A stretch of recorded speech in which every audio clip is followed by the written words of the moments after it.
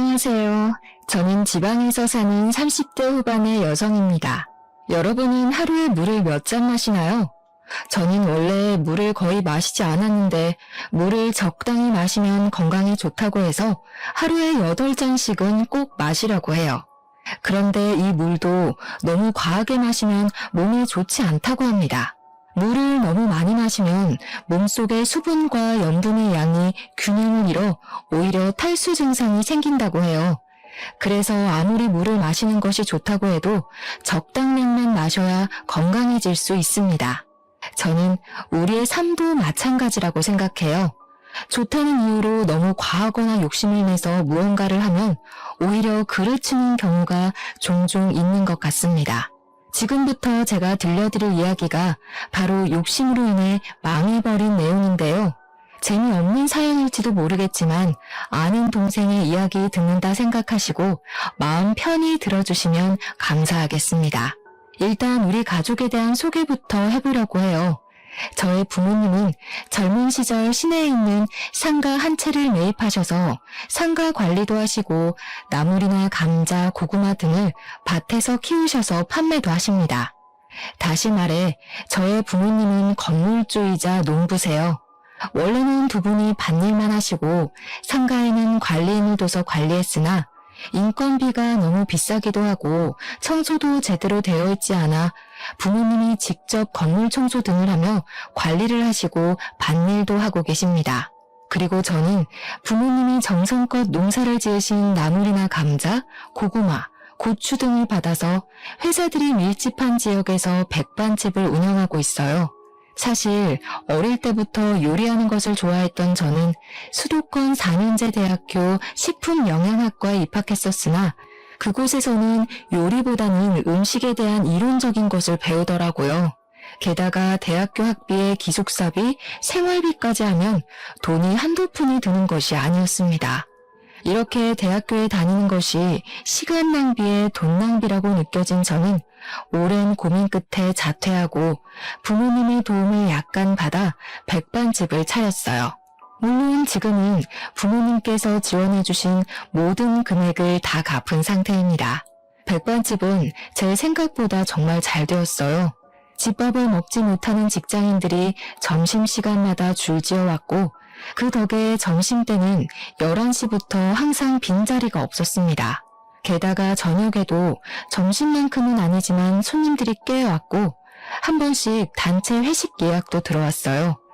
저는 제가 만든 음식을 먹으러 오신 손님들이 오셔서 실망하지 않도록 맛있는 음식으로 대접했고 백반집을 운영하는 데 있어서 절대 욕심 부리지 않았습니다. 그런 저의 진심이 통해서인지 백반집은 날이 가면 갈수록 더 사람들이 많이 왔고 백반집 연지 2년 만에 순이익이 어지간한 기업 연봉까지 나왔어요. 온종일 요리하는 것이 힘들기는 했지만 그래도 재밌었습니다. 그렇게 한 곳에서 15년 가까이 일했고 어느덧 저는 제대로 된 연애도 못 해보고 나이는 점점 들어 30대 후반이 되었어요. 오랫동안 장사를 하다 보니 단골 손님들도 많이 생기고 제법 친해진 사람들도 생겼는데 그 중에 친절하고 착해 보이는 분이 한 분 계셨습니다. 그분은 회사 사람들과 몇 년째 식당에 오셨는데 일주일에 서너 번은 계속 마주치다 보니 친해지게 되었고 어쩌다가 그분의 이름과 연락처도 알게 되었는데 이름이 임준석이었어요. 준석 씨는 한 회사에 6년째 다니고 있는 과장이었고 저처럼 일만 하느라 결혼도 못한 상태였습니다. 우리는 몇 번씩 대화를 나누다가 자연스레 호감이 생겼고 식당이 아닌 외부에서 약속을 정하고 만나기도 했어요. 저는 점점 준석 씨에게 이성적인 설렘이 느껴졌고 어찌어찌 하다 보니 연인이 되었습니다. 연인이 되고 나서 우리는 애견 카페에 종종 갔어요. 둘 다 강아지를 정말 좋아했으나 저도 그렇고 준석 씨도 그렇고 일하느라 바빠 강아지를 키울 자신은 없었습니다. 아무래도 강아지를 키우면 산책도 시켜주고 옆에서 같이 놀아주고 해야 하는데 저나 준석 씨나 거의 집에서는 잠만 자는 상황이라 집에 오랜 시간 혼자 있을 강아지가 안쓰러웠어요. 그래서 강아지를 키우지는 않고 대신 애견 카페에서 강아지들과 시간을 보내는 것을 좋아했습니다. 그 당시 제 나이는 37이었고 준석 씨는 41였어요. 둘 다 적은 나이는 아니었기에 짧은 연애를 하고 바로 결혼하고자 했습니다. 우리 부모님은 한 번도 데리고 오지 않았던 남자를 드디어 데리고 왔다면서 준석 씨를 아주 많이 반기셨어요. 이어서 준석 씨 집에 갔는데 준석 씨의 아버지는 10년 정도 전에 돌아가셨고 어머니만 계셨습니다. 준석 씨의 어머니는 아버지의 사망보험금과 아버지께서 일하시며 모아두신 돈과 연금 등으로 생활하시고 계셨고 따로 일하시지는 않고 계셨어요. 첫인사를 드리러 갔을 때 준석 씨의 어머니께서는 저를 좋아하시지도 그렇다고 싫어하시지도 않으셨습니다. 준석 씨가 엄마가 조금 낯가림이 심하시다고 해서 저는 그냥 그러려니 하고 말았어요. 그 뒤로 우리는 바로 결혼 준비를 했습니다. 결혼 준비를 하며 신혼집을 구하러 다녔는데 아무리 계산기를 두드려 봐도 우리의 예산으로 살만한 집이 없었어요. 여기가 지방이기는 하지만 그래도 집값이 생각보다 너무 비싸더라고요. 집을 구하지 못해 발을 동동거리고 있는데 친정 부모님이 집을 아직 구하지 못했으면 아버지 명의로 된 시내 아파트에서 일단 살라고 하셨습니다. 사실 우리 친정 부모님은 외곽에 주택이 하나 있고 시내에 집이 하나 있어요. 봄, 여름, 가을에는 밭일도 해야 해서 외곽 주택에서 주로 계시고 겨울에는 밭일이 없으니 시내 아파트에서 생활하셨거든요. 외곽에 계시면 생활이 불편하지 않겠냐고 했더니 외곽이라고 해도 시내까지 가는데 차 타고 10분이면 되고 아버지, 어머니 두 분 다 운전하셔서 크게 불편하지는 않다고 하셨습니다. 그렇게 친정 부모님의 도움으로 우리는 신혼집을 쉽게 구할 수 있었어요. 신혼집을 구한 후에는 모든 결혼 준비가 일사천리로 진행되었습니다. 결혼 준비를 하면서도 준석 씨의 어머니, 이제는 저의 예비 시어머니는 여전히 저를 그렇게 반기시지는 않았어요. 하루는 저녁 장사를 마치고 집에 가려는데 길에서 익숙한 뒷모습이 보였습니다. 자세히 보니 예비 시어머니였어요. 저는 반갑게 아는 척을 하려고 했는데 진지하게 누군가와 통화 중이시더라고요. 그날은 회식 예약이 있어서 늦게 끝났고 평일인데다가 지방이라서 밤에 사람이 그다지 많이 없었습니다. 그래서 예비 시어머니의 통화 내용이 꽤 선명하게 들렸어요. 예비 시어머니는 아들이 이번에 결혼하기는 하는데 고졸 출신의 밥집 하는 여자를 데리고 와서 마음에 안 든다는 식으로 말씀하셨습니다. 준석이가 지금 나이가 40이 넘기도 했고 친정에서 아파트를 해줘서 일단 결혼을 시키기는 하는데 친정도 아파트 아니면 그냥 밭농사나 지으며 사는 것 같고 아무튼 너무 마음에 안 든다고 하시며 속상하다고 울먹이셨어요. 그 소리를 들으니 저는 어안이 벙벙했습니다. 솔직히 저는 예비 시어머니에게 부모님이 건물을 갖고 계신 것을 말씀드리고 싶었지만 친정 부모님은 건물을 갖고 있다는 사실을 알리는 것을 굉장히 쑥스러워하셨어요. 부끄러울 일은 아니지만 그냥 돈 자랑하는 것 같아서 말하기 싫다고 하셨거든요.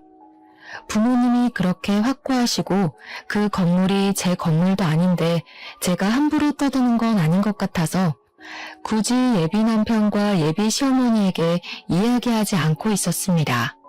예비 시어머니가 우리 집에 대해 잘못 생각을 하고 계신 것 같았지만 그래도 예비 시어머니가 걱정하시는 것만큼 우리 집이 못 사는 것은 아니기에 같이 살아가면서 오해를 풀어드려야겠다고 생각했어요.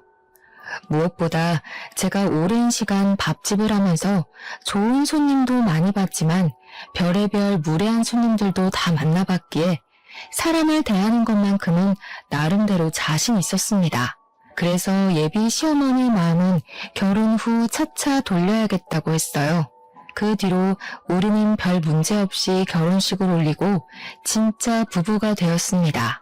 결혼 후 한 달 정도 지났을까요? 남편이 다니던 회사가 1년 후에 다른 지역으로 옮긴다고 했습니다. 그런데 그 지역은 태어나서 한 번도 가보지 않았던 곳이었어요. 남편은 그동안 회사에 다니면서 스트레스를 정말 많이 받고 있었기에 굳이 그 지역으로 이사하면서까지 회사에 다니고 싶지 않다고 했습니다. 저도 잘 되던 백반집을 두고 남편 따라 다른 지역에서 새로 시작하기는 싫었어요. 그래서 남편은 회사를 관두게 되었습니다. 남편이 회사를 마지막으로 출근한 날, 저는 평소처럼 백반집에 나와 음식을 준비하느라 바쁜데 시어머니한테 전화가 왔어요. 음식 준비하느라 바쁘니? 우리 준석이 오늘이 마지막 출근 날이지? 준석이 그동안 그 회사 다니면서 마음고생 정말 많이 했다. 준석이가 이제 돈을 못 벌어도 그래도 가장은 가장이야. 너는 돈 벌고 준석이는 돈 못 번다고 너희 집 가장인 준석이 무시하면 안 된다.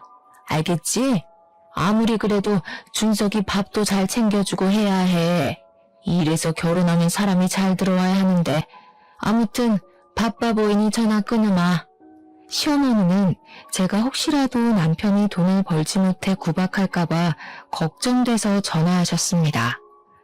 저는 시어머니의 전화가 그다지 좋지 않았지만 그 당시 음식 준비하느라 바빠서 대충 대답하고 끊었어요.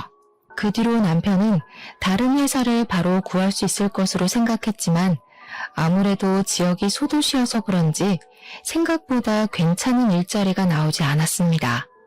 더는 좋은 회사를 들어갈 수 없겠다고 생각한 남편은 오랜 고민 끝에 호프집을 한번 열어보고 싶다고 했어요. 그래서 남편이 받은 퇴직금과 그동안 모았던 돈들을 탈탈 털어 호프집을 차렸습니다. 그런데 생각지도 못한 문제가 생겼어요. 코로나가 전국적으로 확산하여 확산 방지 차원으로 나라에서 심야 영업시간을 제한해버렸습니다. 호프집은 어찌 보면 밤 9시부터 시작인데 9시부터 문을 닫으라고 하니 호프집이 운영될 턱이 있나요? 결국 1년 뒤에 큰맘 먹고 열었던 호프집이 망해버렸습니다. 호프집이 문을 닫고 남편은 다시 백수가 되었고 저는 여전히 백반집을 운영하고 있었어요. 하루는 주말에 집에서 쉬고 있는데 시어머니가 다짜고짜 집에 찾아왔습니다. 에이, 이 집에 멍청한 년 들어와서 제대로 되는 일이 없어.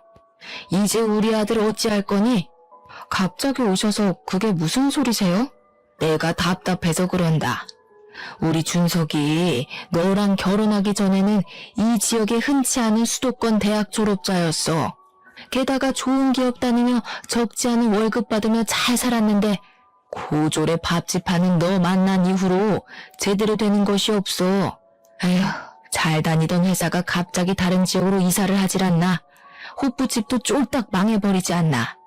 내가 요새 니들 생각하면 걱정돼서 잠이 안 와, 잠이. 엄마, 그런 이야기 하지 마.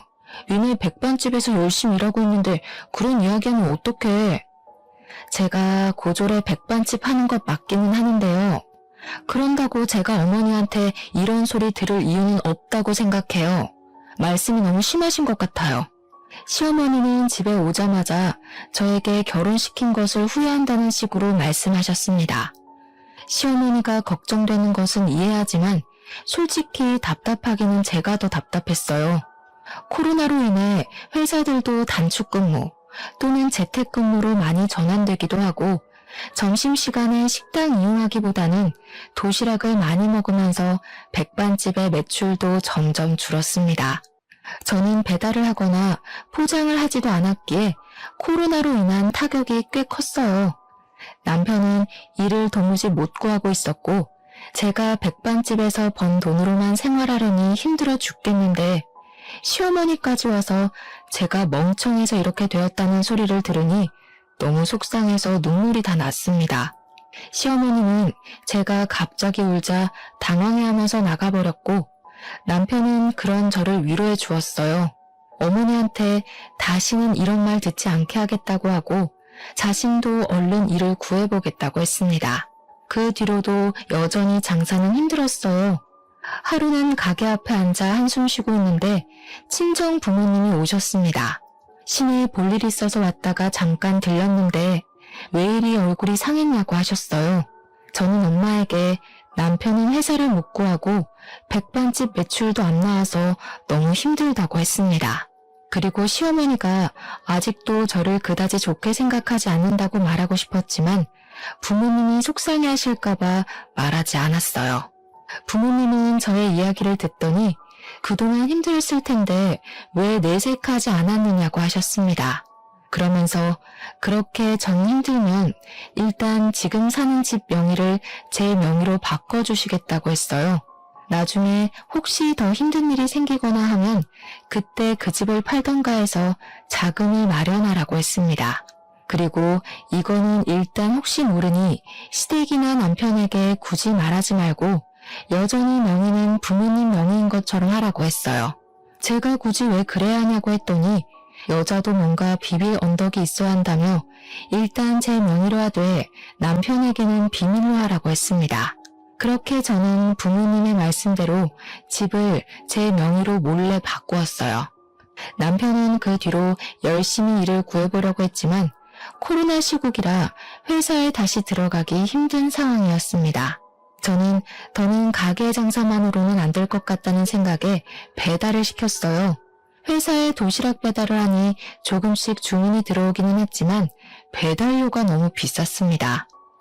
그래서 남편에게 당장은 일하지 않으니 점심시간만이라도 배달을 도와달라니까 대졸 출신인 내가 어떻게 배달을 하러 다니냐며 싫다고 했어요. 그러면서 자신에게 기가 막힌 사업 아이템이 있다고 하며 저에게 한번 들어보라고 했습니다. 사실 이 동네에 강아지를 키우는 사람들이 많은데 강아지들이 마땅히 놀만한 곳은 없었어요.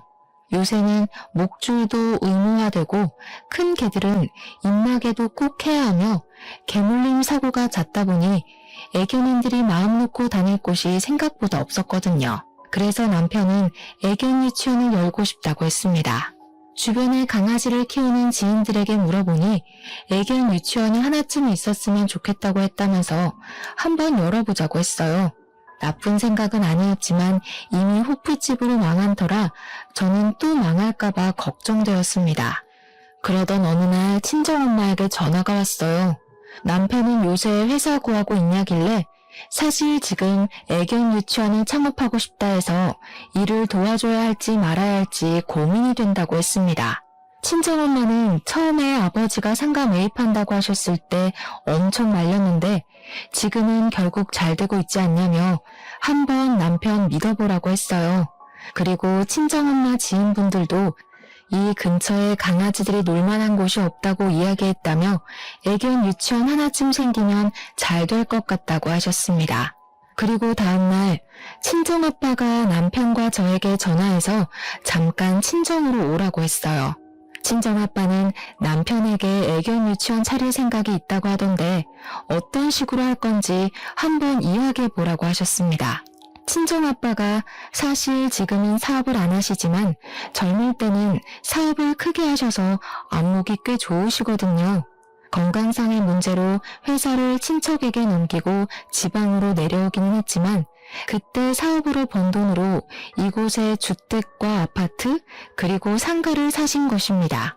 친정아빠는 남편의 사업 계획을 들어보시고는 가능성이 있다고 생각하셨는지 돈을 빌려줄 테니 한번 해보라고 하셨어요. 그러면서 유동인구가 많은 상가의 건물주가 아빠와 호영호재하는 분이라면서 상가 한 곳을 소개해 주셨습니다. 그곳은 사람들이 많이 다니는 곳이라 원래는 정말 비싼 곳이었지만 친정아빠의 도움으로 저렴하게 상가를 얻을 수 있었고 애견 유치원처럼 창업하는 데 드는 비용 일부도 차용증을 쓰고 아빠에게 돈을 빌렸어요. 반면 시댁에서는 애견 유치원 창업한다고 말씀드리니 지원해줄 수 있는 돈이 없으니 알아서 잘해보라고만 하셨습니다. 남편은 친정의 적극적인 도움으로 애견 유치원을 열었어요. 평일에는 애견 유치원을 운영했고 주말이나 공휴일에는 낮에만 애견 카페를 운영했습니다. 저는 평일에는 백반집을 운영했고 주말에는 애견 카페로 출근해서 남편의 일을 도왔는데 생각보다 손님이 꽤 많았어요. 다행히 백반집도 서서히 식당에 손님들이 다시 찾아왔고 배달을 시작하면서 다시 예전만큼의 매출이 나왔습니다. 그렇게 백반집, 애견, 유치원 모두 안정이 되어가던 어느 날씨 좋은 날 주말이었어요.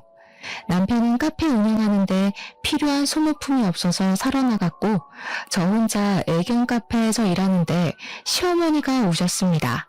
너는 어떻게 카페를 열었는데 시애미한테 한 번은 오라는 소리를 안 하니? 역시 밥집 하는 무식한 것이라 그런지 생각도 없고 예의범절도 없고 그동안 바빠서 연락 못 드렸어요. 평일에는 제가 운영하는 백반집 일하고 주말에는 보시다시피 요새 손님이 많이 와서 정신없네요. 난 솔직히 네가 있어서 여기도 호프집처럼 망하면 어쩌나 걱정했는데 그나마 여기는 좀 잘 되나 보다. 하긴 우리 준석이가 좀 똑똑하긴 하지. 준석이가 너같이 고졸에 밥집이나 겨우 하는 멍청한 애를 마누라로 들이지만 않았어도 더 크게 성장했을 텐데 말이야. 시어머니는 여전히 제가 고졸에 밥집 하는 멍청한 애라고 하며 저에게 싫은 소리를 하셨습니다. 그때 남편이 카페 물건을 사서 돌아왔고 남편 역시 시어머니가 저에게 뭐라고 하는 것을 다 들었어요. 엄마 왔어? 엄마, 우리 미네 좀 예뻐해줘. 미네가 없었으면 이 주말에 나 혼자 이 일 다 했어야 했다고. 미네 도움으로 내가 이만큼이나 성공한 거야. 미네 도움은 무슨. 여기 차리는데 제가 도움될 게 뭐가 있다고. 아니, 백반 고작 6,000원, 7,000원짜리 팔아서 뭐 입에 풀칠이나 하겠니? 다 우리 아들이 똑똑하고 사업수완이 좋아서 이렇게 한 거지. 안 그래? 말씀이 좀 심하시네요. 사실 어머니, 이 애견 유치원이요. 엄마 덥지? 저기 앉아 계셔. 내가 얼른 맛있는 음료수 하나 대령하겠습니다. 제가 이곳 친정아빠의 도움으로 열었다고 이야기하려 했는데 남편이 시어머니를 카페 창가 쪽으로 데리고 갔습니다. 가만히 생각해보니 남편이 시어머니에게 친정아빠의 도움을 받았다는 것을 말하지 않은 듯 했어요. 사실 저는 시어머니가 저를 좋게 봐주지 않아서 시어머니와 직접 연락하는 것을 최대한 피했었기에 시어머니에게 애견 유치원을 어떻게 열 수 있게 되었는지 말할 기회가 없었습니다. 당연히 남편은 시어머니에게 말했을 것으로 생각했는데 그게 아니었어요. 그날 시어머니가 가시고 퇴근 후 집에서 남편에게 시어머니한테 친정에 도움받은 것을 말하지 않았냐고 물었습니다. 사실 우리 엄마 나 백수된 뒤로 정말 많이 걱정하셨어. 여보는 엄마랑 거의 통화하지 않아서 잘 모르겠지만 그동안 정말 마음고생 심하게 하셨거든. 그때마다 내가 일하며 모아둔 돈 많이 있다고 해서 엄마는 그런 줄로만 알고 계시는데 내가 장인어른의 도움을 받아서 애견 유치원 열었다고 하면 너무 미안해하시고 돈이 그렇게 없나 걱정하실까봐 일부러 말씀 안 드린 거야. 여보가 기분이 나빴다면 미안한데 조금만 우리 엄마 이해해주라. 엄마가 아버지 돌아가신 후로 정말 예민해지시고 걱정도 많아지셔서 말이야. 그래서 자꾸 여보한테 말도 심하게 하시는 것 같기도 하고 내가 중간에서 더 잘할게. 남편이 이렇게 이야기하는데 제가 더는 할 말이 없었습니다. 저는 남편에게 아빠의 도움을 받았던 것은 굳이 말씀 안 드려도 되지만 시어머니가 저에게 막말은 못하게 중간에서 잘 막아달라고 했어요. 그 뒤로 남편의 애견 유치원은 잘 되었습니다. 원래는 남편 혼자 운영했지만 아르바이트생도 2명이나 두었어요.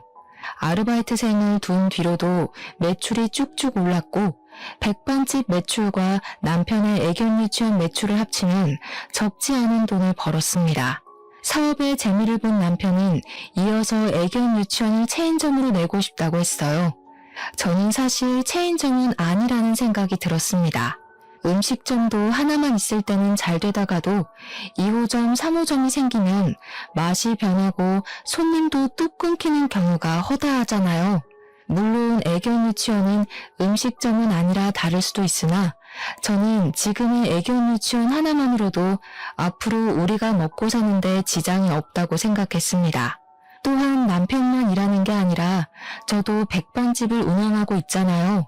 솔직히 남편도 힘들겠지만 저도 평일에는 백반집, 주말에는 애견 카페 운영하느라 너무 피곤하고 힘들었습니다. 그런데 2호점, 3호점까지 내면 아르바이트생들을 더 고용한다고 해도 분명히 힘들 것이 아니겠어요? 그래서 저는 체인점을 내고 싶다는 남편을 말렸습니다. 하지만 남편은 끝까지 체인점을 내자고 했고 상가 자리를 알아보러 이 사람 저 사람들을 만나러 다녔어요. 그러던 어느 날이었습니다. 백반집에 필요한 재료를 사러 마트에 다녀오는 길이었어요. 마트에서 장보고 주차장에 갔는데 고급 외제차 한 대가 있었습니다. 근데 그 차에서 시어머니가 운전해서 내리는 거예요. 저는 시어머니한테 가서 인사를 한 뒤 차가 언제 바뀌었냐고 물었습니다. 시어머니는 저를 이해 못하겠다는 표정으로 이번에 아들이 뽑아줬는데 못 들었냐고 했어요. 저는 남편한테 들은 적 없다고 했습니다. 그래? 우리 준석이가 얼마나 너 눈치를 보고 살면 이런 것도 말 안 하겠니? 너 괜히 집에 가서 우리 준석이한테 뭐라고 하지 마라. 알겠니? 시어머니는 빨리 가야 한다며 후다닥 가버렸고 저는 남편이 도대체 어디서 돈이 나서 저렇게 비싼 차를 샀는지 궁금했습니다. 그러다가 얼마 전 적금이 만기되었다는 것이 떠올랐고 혹시 그 적금 부었던 돈으로 산 것이 아닐까 하는 생각이 들었어요. 사실 우리는 각자 번 돈의 70%는 공동생활비 겸 부부생활비로 쓰고 30%만 개인의 용돈으로 사용했어요. 그래서 그 70% 안에서 같이 적금을 했는데 사실 남편이 거의 백수였다가 이제야 수입이 생긴 것이기 때문에 거의 제 돈이었어요. 그리고 돈 관리는 남편이 했는데 그 이유가 원래 처음에는 제가 돈 관리를 했으나 백반집 일로 바쁘고 원래 성격이 그다지 꼼꼼하지는 못해서 공과금 납부 기한을 몇 번 놓쳤었거든요. 그래서 저보다는 더 꼼꼼한 남편이 통장 관리를 했습니다. 저는 그날 퇴근 후 집에 와서 남편에게 적금 받은 돈 어떻게 했냐고 물었어요. 남편이 적금 받은 돈이 하나도 없다며 얼버무리길래 다 어디에 갔냐고 물으니 제 예상대로 적금 만기된 돈에 우리 생활비 조금 보태서 시어머니 외제차를 샀더라고요. 자동차가 한두 푼도 아니고 큰 돈이 들어가는데 당연히 이야기해야 하는 것 아닌가요? 게다가 거의 제 돈이 들어간 적금 통장으로 샀다니 너무 어이가 없었습니다. 그게 말이 돼? 아니 어떻게 그 돈으로 어머니 차를 바꿀 수가 있어? 그래, 100번 양보해서 어머니 차 바꿔드릴 수도 있어. 하지만 자동차가 한두 푼도 아닌데 당연히 사기 전에 진작 말을 해야 했던 거 아니야? 나중에 말하려고 했어. 그런데 네가 백반집 일에 애견 카페에 바빠 보여서 말을 못한 것뿐이야. 그리고 내가 뭐 유흥비로 그 돈을 쓴 것도 아닌데 이게 이렇게까지 화낼 일이야? 뭐? 야, 그 적금 거의 다 내 돈으로 채운 거야. 너 회사 관두고 수입 없을 때 내가 꼬박꼬박 적금 부은 거라고. 엄밀히 말하면 그 통장의 90%는 내가 번 돈인데 그 돈을 사용하는데 이렇게 네 맘대로 쓰면 되냐? 네가 돈 더 많이 벌었다고 유세했더니 우리 엄마한테 돈 좀 쓰는 게 그렇게 아까워? 엄마 차가 하도 낡고 고장나서 하나 뽑아드렸다. 이게 그렇게 욕먹을 일이야? 어머니가 필요하시면 돈 좀 쓸 수 있어. 그런데 이렇게나 큰 돈이 나갔으면 당연히 함께 상의해야 하는 거 아니야? 네가 이렇게까지 효자일 줄 몰랐네. 남자들은 결혼하면 다 효자 된다더니 그 말이 딱 맞네. 아주 딱 맞아. 지금 비꼬니? 난 도대체 네가 왜 이렇게 화내는지 모르겠어. 나 바람 좀 쐬고 올게. 남편은 저와 대화를 나누다가 집을 나가버렸고 그날 밤 남편은 집에 들어오지 않았습니다. 다음날 남편은 집에 들어왔지만 우리는 그 뒤로 며칠 동안 말을 하지 않았어요. 그러다가 주말이 되었고 저는 당연히 애견 카페에도 가지 않았습니다. 그리고 일요일 저녁, 대충 저녁을 먹고 자려는데 남편이 할 말 있다고 하며 저를 불렀어요. 무슨 말 하려나 싶어 앉아보니 자기가 생각이 짧았다고 미안하다고 했습니다. 솔직히 장인어른 장모님은 두 분이 살고 계시지만 자기 엄마는 혼자 계셔서 더 안타까웠다고 하며 그런 마음 때문에 이런 일을 저질렀다고 했어요. 그러면서 다음에 혹시라도 또 이런 일 생기면 꼭 말하겠다고 했습니다. 저는 남편에게 알겠다고 하며 다시 또 이렇게 비싼 것을 살 일이 있으면 먼저 말을 해달라고 했어요. 그 뒤로 우리는 다시 평소처럼 잘 지내기는 했으나 솔직히 내 마음은 예전처럼 편하지만은 않았습니다. 남편에 대한 신뢰를 잃었고 솔직히 남편이 통장 관리를 하고 애견 유치원의 실제 매출액을 모르기에 정말 70%를 공동생활비로 내는 것인지 아니면 일부만 내는 것인지에 대해 확인할 길이 없었어요. 그렇게 시간이 흘러 시어머니의 환갑이 왔습니다. 일반 생신도 아닌 환갑이었고 좋든 싫든 저는 그분의 며느리이니 우리 집에서 생신상을 직접 차리기로 했어요. 다행히 시어머니는 아주 저의 생신상을 만족해 하셨습니다. 시어머니는 음식을 다 드신 후 아주 조심스럽게 갖고 싶은 것이 있다고 하셨어요. 얘들아, 요새 온몸이 쑤시는 것이 너무 힘들단다. 저번에 친구 집에 가서 안마의자를 했는데 정말 너무 시원하고 좋던데 혹시 안마의자 하나 사줄 수 있겠니? 너희 둘 다 요새 잘 벌잖아.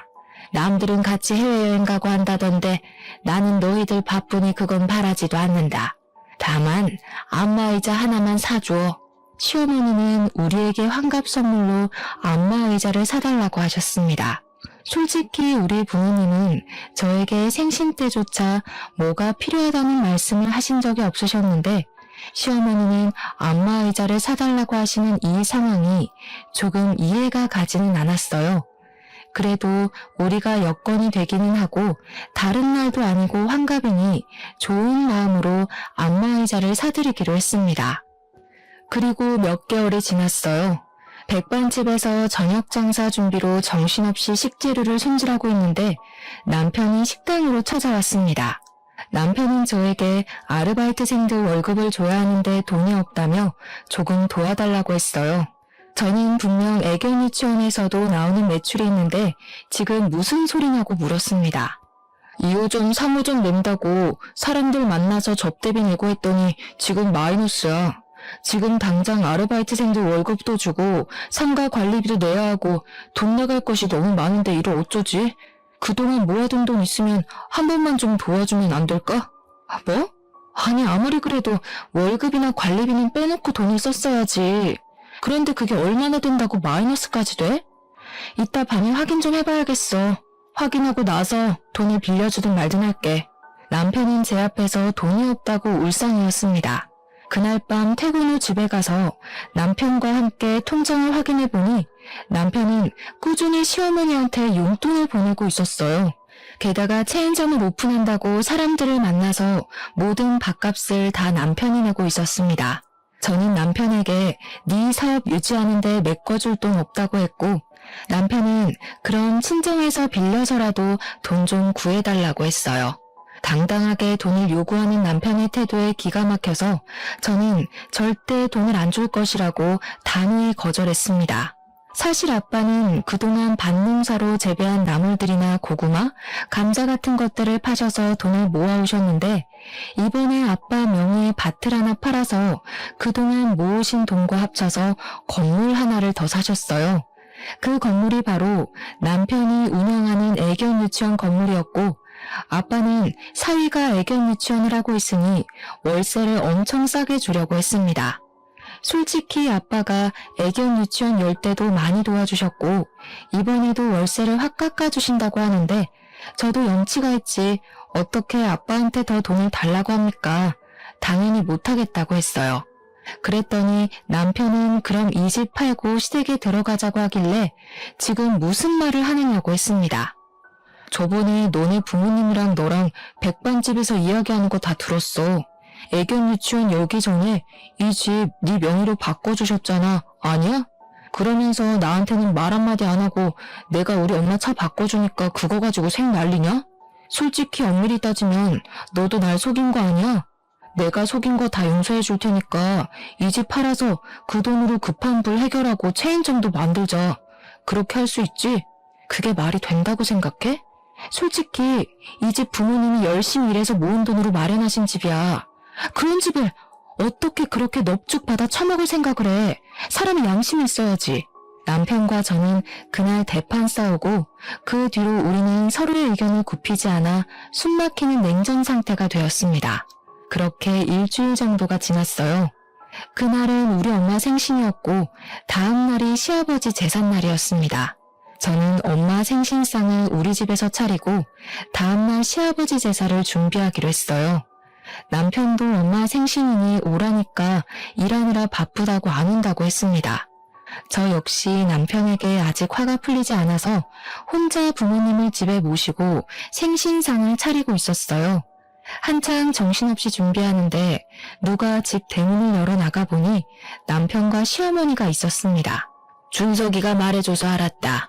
결혼하면 친정은 이제 남이지 무슨 집에서 생신상을 차려? 그리고 남자가 사업을 한다는데 여윳돈이 있으면 좀 보태줘야지. 돈도 안 보태주면서 어디서 감히 집에서 친정 생일상을 차려? 시어머니는 집에 신발도 벗지 않고 들어오더니 제가 정성껏 준비한 엄마의 생신상을 그대로 뒤집어 엎었습니다. 그 모습을 본 부모님과 저는 정말 화가 났어요. 사돈, 지금 이게 뭐하는 짓입니까? 어떻게 상을 이렇게 엎어요? 바깥 사돈, 잘 오셨네요. 안 그래도 물어볼 것 있었는데 요새 돈이 궁하세요? 왜 건물에서 청소하고 다녀요? 아니 글쎄 어제 내가 친구들이랑 밥 먹으러 갔는데 사돈 남자 화장실 청소하고 나오시더라고요. 그나마 사돈이 날 못 봐서 망정이었지. 만약에 날 아는 척이라도 했으면 어쩔 뻔했어? 대원창 쪽팔려서. 건물 청소부인 친정 뭐가 잘났다고 생일상까지 거나하게 차려 돈 아깝게. 아빠가 예전에 산 건물에 꽤 괜찮은 음식점이 하나 있는데 시어머니가 그 음식점에서 밥을 먹고 나오는 길에 화장실 청소하고 나오시는 아빠를 보셨나 봐요.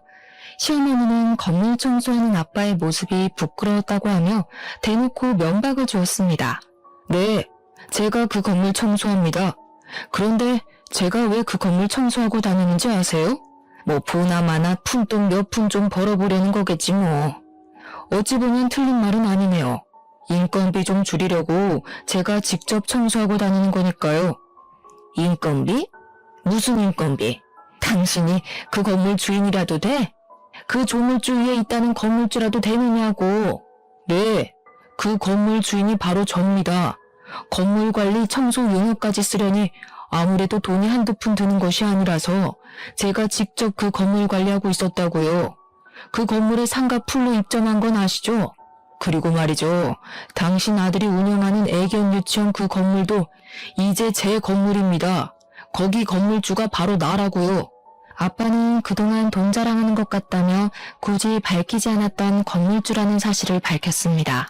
이 말에 시어머니는 깜짝 놀라고 그 옆에 있던 남편 역시 예상치도 못한 상황에 깜짝 놀라더니 이내 표정이 밝아졌어요. 장인어른이 새로운 건물주셨어요? 니네야, 장인어른이 건물주이시니까 우리 이제 월세 걱정할 필요 없겠다. 장인어른 감사합니다. 나한테 뭐가 감사하다는 건가? 너네 엄마가 여자가 결혼하면 친정은 남이라고 하지 않았나? 즉 우리는 남남인 사이이니 내가 자네의 월세를 깎아줄 필요도 전혀 없겠지. 안 그런가? 아니, 아까 그 말은 그런 뜻이 아니고 말이 그렇다는 거죠, 말이. 그만큼 여자는 시댁에 잘해야 한다 이 뜻이지 무슨 말을 또 그렇게 고지고대로 해석하고 있어요. 그럼 그게 뭔 뜻인데요? 호의가 계속되면 권리인 줄 안다더니 그 애견 유치원 한다고 내가 지원해준 돈이 얼만데 지금 뭐 어디서 큰 소리야? 큰 소리 칠 사람이 누군데? 임서방, 자네 애견 유치원 처음 열 때 내가 준 돈 다시 다 뱉어내게. 우리는 남이니 나는 그 돈 다시 받아야겠네. 그리고 원래 자네 애견 유치원 월세는 깎아주려고 했는데 자네 엄마 말대로 친정은 남이니까 굳이 그럴 필요도 없겠어. 월세는 그대로 유지하고 처음에 지원해준 돈 다시 다 뱉어내. 한 푼도 빠짐없이 말이야. 아빠의 말에 남편과 시어머니는 열심히 머리를 굴리더니 아무리 생각해도 자신들이 불리한 조건이라는 것을 깨달았는지 말이 헛나왔다며 좋은 날 괜히 역정내지 말고 한 번만 봐달라고 했습니다. 그러나 이미 이전부터 화가 난 아빠는 매우 단호히 거절했어요. 아빠가 많이 단호하시네. 그리고 나도 할 말 있는데 솔직히 그동안 정말 참고 살았는데 버nin 족족 시댁에다가 다 갖다 바치는 너랑은 도무지 못 살겠다. 우리도 여기서 갈라서자. 나는 일단 우리 엄마 생일 파티하러 친정 갔다가 일주일 뒤에 올 테니까 이 집에 있는 네 짐들 다 정리해놔.